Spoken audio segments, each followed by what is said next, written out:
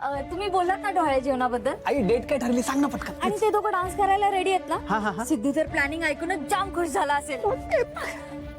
2 दिवस झाले तुमचे लाडके जावई बापू बेपत्ता आहेत आणि तुम्ही मस्त डोहाळे जेवण करायला निघालेला. काय बोलताय तुम्ही?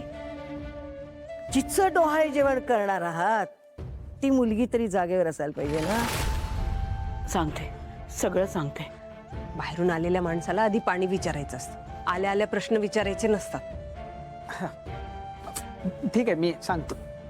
ती जानू कुठे अजून आली नाही का?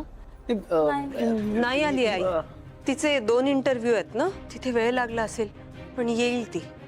हे घ्या, पाणी घ्या. पा पा पा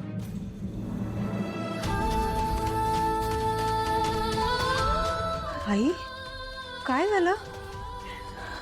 काय झालं आई? रडताय का? आई, सगळं ठीक आहे ना? काही ठीक नाहीये, काहीच ठीक नाहीये. काय झालंय आई, सांगा ना. सिद्धू आणि भावना सापडत नाहीये. काय सापडत नाहीये म्हणजे नक्की नक्की काय झालं बोल आई प्लीज. हो आई सांगा ना प्लीज. असं कसं, सिद्धू भावना कुठे गेलेत, काय झालंय? 2 दिवस सिद्धू गायब आहे. पहिल्या दिवशी सिद्धू घरी आला नाही हे भावनालाही माहित नव्हतं.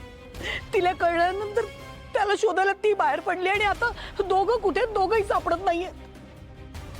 सिद्धू असं कसं जाऊ शकतो? पण कोणी मुद्दामून तर केलं नसेल नाही.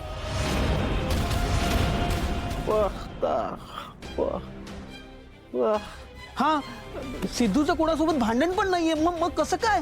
विरोधी पक्षातलं कोणीतरी काही केलं नसेल ना. त्या दोघांना काही झालं असेल तर मला खूप भीती वाटते.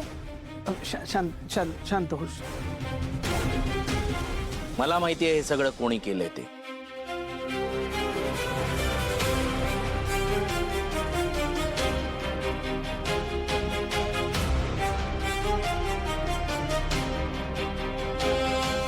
कोणी?